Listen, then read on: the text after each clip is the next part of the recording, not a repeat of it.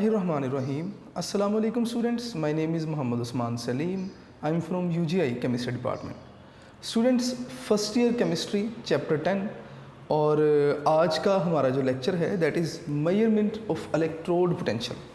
Students, ये हमारा lecture पिछले जो लेक्चर्स थे उसी सिलसिले की एक कड़ी है. हमने लास्ट लेक्चर्स में सीखा इलेक्ट्रोड पोटेंशियल क्या है, स्टैंडर्ड हाइड्रोजन इलेक्ट्रोड क्या है. आज का हमारा जो लेक्चर है that is measurement of electrode potential. हम इस टॉपिक में करने क्या चाह रहे हैं, हमने पहले पढ़ा स्टैंडर्ड इलेक्ट्रोड पोटेंशियल. हम किसी भी एलिमेंट का इलेक्ट्रोड पोटेंशियल जो थे वो देखते थे बाय वोल्टमीटर. फिर हमने कहा जी standard hydrogen electrode. Standard hydrogen electrode क्या था, ठीक है. इसका जो ऑर्बिट्रेरी जो पोटेंशियल है वो हमने कितना लिया, 0 था. वो सारी खैर बातें आपसे हुई. आज हम मेजरमेंट ऑफ इलेक्ट्रोड पोटेंशियल देखने जा रहे हैं, यानी कि हमारे पास कोई एलिमेंट और उस एलिमेंट का हमने एक इलेक्ट्रोड बनाया. वी डोंट नो कि वो कैथोड था वो एनोड था, ये हम रिएक्शन के बाद में देखते हैं. तो हम करते क्या हैं, हम जो एलिमेंट है उसका इलेक्ट्रोड पोटेंशियल कैलकुलेट करेंगे by coupling it with standard hydrogen electrode, जिसे आप SHE से लिखते हैं. और उसके बाद फिर हम क्या करते हैं, एक गैल्वानिक सेल बनाएंगे और उस गैल्वानिक सेल से फर्दर हम फिर अपने आगे जो है वो रिजल्ट्स देखेंगे. तो स्टूडेंट्स, अपनी डिस्कशन स्टार्ट करते हैं. तो हमारा आज का काम क्या है, measurement of electrode potential. Students, आप इलेक्ट्रोड पोटेंशियल किसी भी अननोन एलिमेंट का इलेक्ट्रोड पोटेंशियल कैसे कैलकुलेट करेंगे. हम क्या करेंगे, हम बनाएंगे एक galvanic cell by forming a galvanic cell. हम एक गैल्वानिक सेल बनाएंगे. हमें रिक्वायर्ड क्या होगा, हमें हाफ सेल रिक्वायर्ड होगा.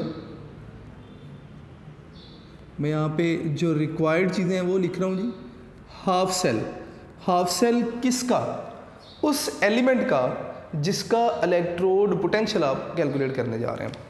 देखिए, जब हमने गैल्वानिक सेल पढ़ा था ना, मैंने आपको बताया था कि galvanic cell actually 2 half cells का कम्बिनेशन है. एक हाफ सेल में आपके पास एनोड है, एक हाफ सेल में आपके पास कैथोड है. तो मैंने कहा कि आप हाफ सेल बनाएंगे उस एलिमेंट का जिस एलिमेंट का इलेक्ट्रोड पोटेंशियल आपने कैलकुलेट करना है, ठीक है. दूसरे नंबर पर आपको क्या चाहिए होगा, आप standard hydrogen electrode. Standard hydrogen electrode, half cell element का, half cell standard hydrogen electrode का, इन दोनों को मिलाएंगे और हमारे पास क्या बन जाएगा, एक गैल्वानिक सेल बन जाएगा. स्टूडेंट्स, दोनों इलेक्ट्रोड्स को एक्सटर्नली हम मिला देंगे एक वोल्ट मीटर से, जो कि हमें अननोन जो हमारे पास एलिमेंट का इलेक्ट्रोड है उसका इलेक्ट्रोड पोटेंशियल बताएगा. ऑक्सीडेशन है या रिडक्शन है वो हम देखेंगे by the deflection of the needle. खैर, मैंने कहा जी कि नेक्स्ट आपके पास जो मटेरियल जो ऑपरेटर्स आपको रिक्वायर्ड है दैट इज़ वोल्ट मीटर. इसके अलावा 1 मोलर सोल्यूशन, 1 मोलर सोल्यूशन हम बनाएंगे. किस का, उस एलिमेंट का जिसका आप इलेक्ट्रोड पोटेंशियल मालूम करने जा रहे हैं, ठीक है. एलिमेंट का, आयंस का, ठीक है, जिसका आप इलेक्ट्रोड पोटेंशियल आप मालूम करने जा रहे हैं. हाफ सेल बनेगा. सेकंड आपके पास 1 मोलर सोल्यूशन होगा किसका, HCl का, ठीक है. मैं यहाँ पर लिख देता हूँ HCl, क्योंकि जब आप स्टैंडर्ड हाइड्रोजन इलेक्ट्रोड बनाते हैं तो HCl के 1 मोलर सोल्यूशन में हम प्लाटिनम वायर को डिप करते हैं. खैर, ये सारी बातें ऑलरेडी डिस्कस भी हो चुकी थी. इसके बाद लास्ट में आपको पता होना चाहिए कि टेम्परेचर कितना होना चाहिए. Temperature should be 298 kelvin. मैं इस तरह लिख देता हूँ कि टेम्परेचर आप बताएंगे कि 298 केल्विन आप बता दें. और अगर आप सेल्सियस में बताना चाहते हैं तो आप बताएंगे कि जनाब 25 डिग्री सेंटीग्रेड, ठीक है, और आप प्रेशर भी बता दें 180 m। हम ना इन फिज़िकल कंडीशंस पर ये रिएक्शन करवाते हैं। स्टूडेंट्स, ये हमारे पास कंडीशंस होनी चाहिए कि हमारे पास हम गैल्वानिक सेल बनाएंगे, हाफ सेल एलिमेंट को और स्टैंडर्ड हाइड्रोजन इलेक्ट्रोड को मिलाएंगे थ्रू अ वोल्ट मीटर। दोनों का 1-1 मोलर सोल्यूशन होगा। टेम्परेचर, प्रेशर मैंने सारी बात डिस्कस कर ली जी। और दोनों ही हाफ सेल्स को आप मिलाएंगे बाय अ साल्ट ब्रिज। बहुत ही इम्पोर्टेंट बात, by a salt bridge. Salt bridge भी होना चाहिए to maintain the electrical neutrality of both half cells. ले जी, हम ना एग्जाम्पल्स की तरफ आते हैं डायरेक्ट। मैं कोशिश करूँगा कि रेलिवेंट जो है वो इन्फॉर्मेशन यहाँ पे डिस्कस करूँ ताकि आपके लिए समझना भी आसान हो। एग्जाम्पल्स पर हम आते हैं। तो एग्जाम्पल नंबर 1 हम पहले डिस्कस करते हैं। एग्जाम्पल नंबर 1 में हम इलेक्ट्रोड पोटेंशियल मालूम करने जा रहे हैं, किसका? जिंक का, ठीक है। तो मैं यहाँ पे लिख देता हूँ, टू कैलकुलेट इलेक्ट्रोड पोटेंशियल। हम इलेक्ट्रोड पोटेंशियल मालूम करेंगे जी, किसका? Of zinc. जिंक का हम इलेक्ट्रोड पोटेंशियल मालूम करने जा रहे हैं। स्टूडेंट्स, ये हम करेंगे कैसे? हम एक गैल्वानिक सेल बनाएंगे। तो मैं ना यहाँ पर ही एक गैल्वानिक सेल बना देता हूँ। गैल्वानिक सेल हमें पता है it's a combination of 2 half cells. तो मैं भी यहाँ पर ना 2 हाफ सेल्स बना दूँगा। लें जी, एक हाफ सेल मैं बना दूँगा जी जिंक का, क्योंकि जिंक का हमने इलेक्ट्रोड पोटेंशियल मालूम करना है। और एक हाफ सेल मैं बना दूँगा जी किसका? SHE यानी कि स्टैंडर्ड हाइड्रोजन इलेक्ट्रोड का। ये मैंने दोनों हाफ सेल्स को सेपरेट कर दिया। स्टूडेंट्स, लेट्स सपोज कि ये ना मेरे पास जिंक इलेक्ट्रोड है। क्योंकि जिंक का आपने इलेक्ट्रोड पोटेंशियल मालूम करना है, तो मैंने कहा था कि जिस इलेक्ट्रोड का इलेक्ट्रोड पोटेंशियल मालूम करना है, आप उसे क्या करेंगे? आप उसे एक इलेक्ट्रोड मानेंगे, ठीक है। ये मेरे पास जिंक इलेक्ट्रोड, और लें जी मैं इसे ना कलर कर देता हूँ ताकि हमें चीज़ों में थोड़ा सा फ़र्क रहे। लें जी, ये जिंक इलेक्ट्रोड, और हमने इसे डिप कर दिया 1 molar solution of zinc sulphate. यानी कि इस सोल्यूशन में जिंक सल्फेट है, यानी कि इस सोल्यूशन में जिंक आयन जो हैं वो मौजूद है। स्टूडेंट्स, इसके बाद हमने क्या करना है? हमने दूसरी तरफ स्टैंडर्ड हाइड्रोजन इलेक्ट्रोड लिया। लें जी, मैं यहाँ पर लिख देता हूँ। और स्टैंडर्ड हाइड्रोजन इलेक्ट्रोड की सिंबल मैं आपको पहले भी बता चुका हूँ कि जब आप इसकी सिंबल बनाएंगे ना, तो आप इसकी सिंबल कुछ इस तरह से बनाते हैं कि आप इलेक्ट्रोड बनाएंगे और इलेक्ट्रोड के साथ आप इस तरह से एक सप्लाई शो करेंगे हाइड्रोजन गैस की। लें जी, ये आपके पास बन गया स्टैंडर्ड हाइड्रोजन इलेक्ट्रोड की सिंबल बन गई। लें जी, इसे भी ना हम 1 मोलर सोल्यूशन में डिप कर देंगे। 1 मोलर सोल्यूशन किसका? मैं ऑलरेडी बता भी चुका हूँ कि HCl का। HCl का 1 मोलर सोल्यूशन होगा। स्टूडेंट्स, इन दोनों इलेक्ट्रोड्स को हम क्या करेंगे? हम कनेक्ट करेंगे बाय अ वोल्ट मीटर। लें जी, हम यहाँ पर लिख भी देते हैं। हमने इन दोनों इलेक्ट्रोड्स को कनेक्ट कर दिया बाय अ वोल्ट मीटर। लें जी, इट्स अ वोल्ट मीटर। और दोनों इलेक्ट्रोड्स या दोनों हाफ सेल्स को आपने मिला देना है किससे? साल्ट ब्रिज से। लें जी, मैं यहाँ पर ना एक साल्ट ब्रिज शो कर देता हूँ कि ये हमारे पास एक साल्ट ब्रिज है। आपने दोनों इलेक्ट्रोड्स को मिला दिया with the help of a salt bridge. Salt bridge क्या करेगा? मेंटेन करेगा electrical neutrality of both half cells. लें जी, ये आपके पास क्या है? साल्ट ब्रिज है। मैं यहाँ पे लिख भी देता हूँ ताकि आपको याद रहे। साल्ट ब्रिज है ये बेटे जिंक का बना हुआ इलेक्ट्रोड है, ठीक है, और ये स्टैंडर्ड हाइड्रोजन इलेक्ट्रोड। अब होगा क्या, मैं थ्योरी लिखने की बजाय मैं डायरेक्ट ना रिएक्शंस की बात करूँगा। स्टूडेंट्स, हमने क्या किया, हमने कपल कर दिया हमने किसे, जिंक इलेक्ट्रोड हाफ सेल को विद स्टैंडर्ड हाइड्रोजन इलेक्ट्रोड। लें जी, अब होगा क्या, आपने बताना है कि एट एनोड पर क्या हुआ। ठीक है, हमने देखा कि एनोड पर क्या होती है जी, ऑक्सीडेशन होती है। एनोड पर क्या होगी, ऑक्सीडेशन होगी हमेशा से।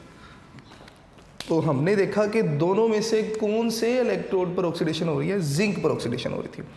हमने देखा कि जिंक जो था ये क्या करता था, ये अपने इलेक्ट्रॉन लूज करता था और Zn+2 की फॉर्म में सॉल्यूशन में आता था। ठीक है, और दूसरी तरफ कैथोड पर क्या हुआ, मैं यहाँ पर लिख देता हूँ एट कैथोड। स्टूडेंट्स, कैथोड पर क्या होगा, जब जिंक एनोड के तौर पे एक्ट कर रहा है तो कैथोड क्या करेगा, कैथोड पर हाइड्रोजन जो हैं H पॉजिटिव आयन सॉल्यूशन में से, जो कि इलेक्ट्रॉन यहाँ से इस तरफ आए, H पॉजिटिव आयन सॉल्यूशन में से क्या करेंगे, उन इलेक्ट्रॉन्स को एक्सेप्ट करते हैं और किस में कन्वर्ट होते हैं, हाइड्रोजन गैस में। ठीक है, अब जब इसका मतलब यह हुआ कि कंपैरेटिवली अगर आप देखेंगे तो जिंक की ऑक्सीडेशन हो रही है, हाइड्रोजन की रिडक्शन हो रही है, इसका मतलब जिंक ऑक्सीडाइज होगा। इसका मतलब वोल्ट मीटर पर जो हमें रीडिंग मिलेगी वो जिंक की ऑक्सीडेशन पोटेंशियल होगी विद रिस्पेक्ट टू हाइड्रोजन। तो जब हमने जिंक का ऑक्सीडेशन पोटेंशियल देखा या इलेक्ट्रोड पोटेंशियल देखा, तो मैं यहाँ पर लिखूंगा कि इलेक्ट्रोड पोटेंशियल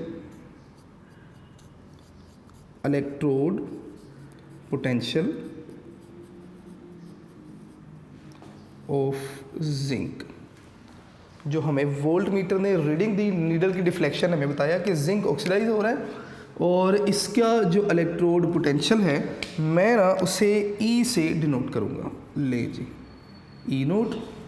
अब दो तरह का इलेक्ट्रोड पोटेंशियल आप बता सकते हैं, आप ऑक्सीडेशन के लिहाज से भी बता सकते हैं और आप रिडक्शन के लिहाज से भी बता सकते हैं। लें जी, मैं यहाँ पर लिखूँगा कि जिंक जो था वो ऑक्सीडाइज हो रहा था, तो ऑक्सीडेशन पोटेंशियल जिंक का कितना आ रहा था जी, 0.76 वोल्ट। लेकिन अगर आप रिडक्शन के लिहाज से देखना चाहते हैं तो स्टूडेंट्स बहुत इजी है, आपने जस्ट साइन चेंज कर देना है, -0.76 वोल्ट। ठीक है, रिडक्शन के लिहाज से अगर आप देखेंगे तो जस्ट रिवर्स द साइन और आपके पास रिड्यूसिंग जो है ना वो पोटेंशियल आ जाएगा जिंक का। इसी तरह हम सेकंड एग्जाम्पल देखेंगे जी, एग्जाम्पल टू में हम डिस्कस करेंगे मेजरमेंट ऑफ इलेक्ट्रोड पोटेंशियल। लें जी, एग्जाम्पल नंबर 2। स्टूडेंट्स, यहाँ पर ना इस एग्जाम्पल में हमने कैलकुलेट करना है इलेक्ट्रोड पोटेंशियल ऑफ कॉपर। तो मैं यहाँ पर लिख देता हूँ कि calculate electrode potential of copper. लें जी, टू कैलकुलेट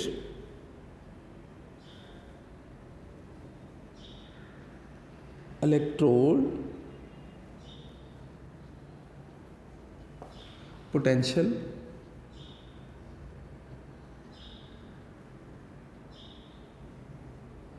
ऑफ कॉपर। अब सारी बातें वही रिपीट होंगी। आपने करना क्या है, आपने कपल करना है इलेक्ट्रोड पोटेंशियल को, इलेक्ट्रोड को, कॉपर से बने हुए इलेक्ट्रोड को स्टैंडर्ड हाइड्रोजन इलेक्ट्रोड के साथ। तो मैं यहाँ पे लिख देता हूँ कपल कॉपर इलेक्ट्रोड, यानी कि ऐसा हाफ सेल ऐसा हाफ सेल जिसमें कॉपर एज इलेक्ट्रोड एक्ट कर रहा है, आपने उसे कपल किया किसके साथ, विद स्टैंडर्ड हाइड्रोजन इलेक्ट्रोड, जिसे आप शी का नाम भी देते हैं। अब जब आपने इसे कपल किया तो पहले डायग्राम बना लेते हैं पहले की तरह। तो आपके पास जो डायग्राम बनेगी दैट इज़ 2 हाफ सेल्स लिखेंगे जी हम। एक हाफ सेल में स्टैंडर्ड हाइड्रोजन इलेक्ट्रोड लिया, ठीक है, और एक हाफ सेल में हम क्या करेंगे, कॉपर को एज कैथोड लेंगे। ले जी मैं यहाँ पर लिख देता हूँ कि ये स्टैंडर्ड हाइड्रोजन इलेक्ट्रोड के लिए, ले जी पहले की तरह हम इसे थोड़ा सा शेड कर देते हैं ताकि हमारी डायग्राम अच्छी भी लगे। ले जी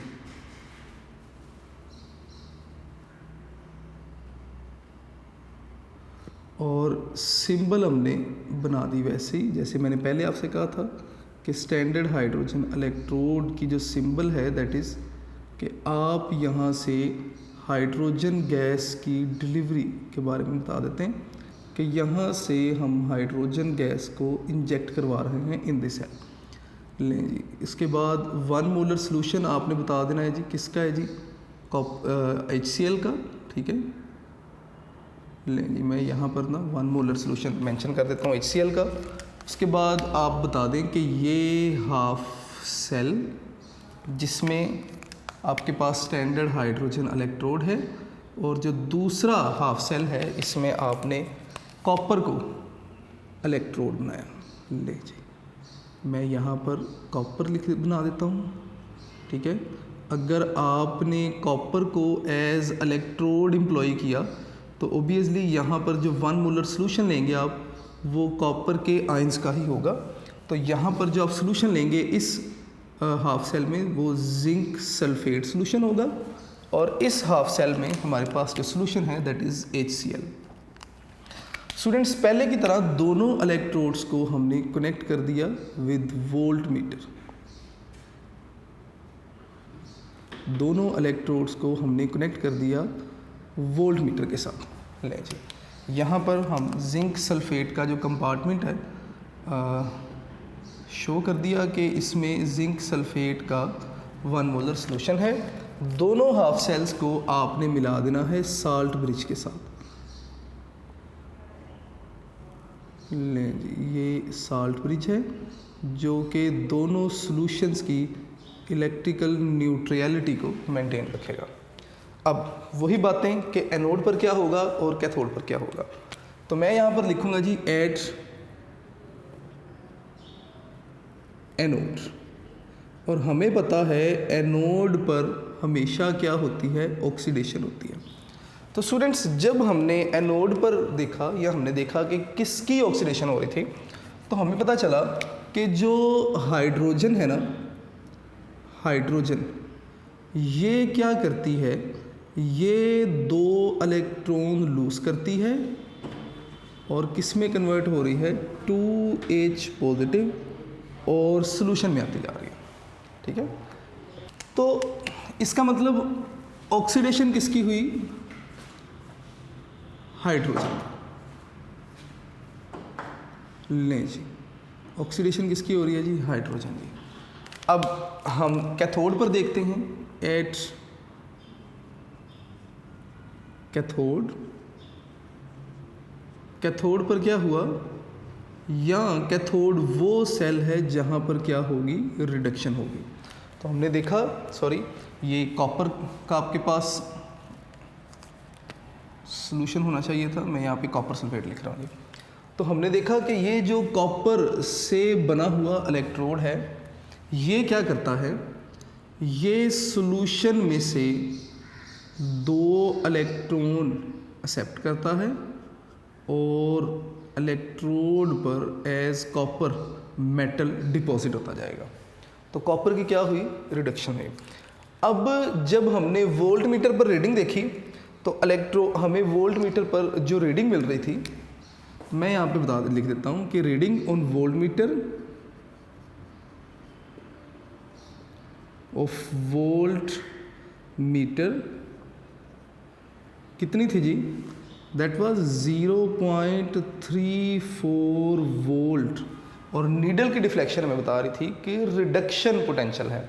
तो फिर नेक्स्ट हम यहाँ पर बता देंगे कि इस तरह से इलेक्ट्रोड पोटेंशियल ऑफ कॉपर कितना होगा, आप उसे ई नोट से डिनोट करेंगे। मैं यहाँ पे लिख देता हूँ जी कि ई नोट, और कितना होगा जी, अगर हम रिडक्शन की बात करेंगे तो E nought reduction potential of copper that was 0.34 volt. और अगर आप ऑक्सीडेशन के लिहाज से बात करेंगे तो ई नोट ऑक्सीडेशन आप क्या करेंगे जी, सेम वैल्यू साइन को रिवर्स कर देंगे, -0.34 वोल्ट।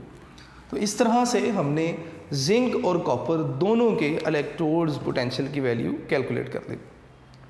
स्टूडेंट्स, इसी मेथड को यूज़ करते हुए आप किसी भी एलिमेंट के इलेक्ट्रोड पोटेंशियल जो है वो कैलकुलेट कर सकते हैं by coupling that element electrode of that element with standard hydrogen electrode. आप एक गैल्वानिक सेल बनाएंगे और वोल्ट मीटर आपको रीडिंग बताएगा कि ऑक्सीडेशन हो रही है या रिडक्शन हो रही है। स्टूडेंट्स, ये हमारा आज का लेक्चर था। आपने अपने लेक्चर नोट्स ज़रूर बनाने हैं। इंशाल्लाह नेक्स्ट लेक्चर में हम नेक्स्ट टॉपिक डिस्कस करेंगे। अपना बहुत सारा ख्याल रखिएगा। अस्सलाम वालेकुम।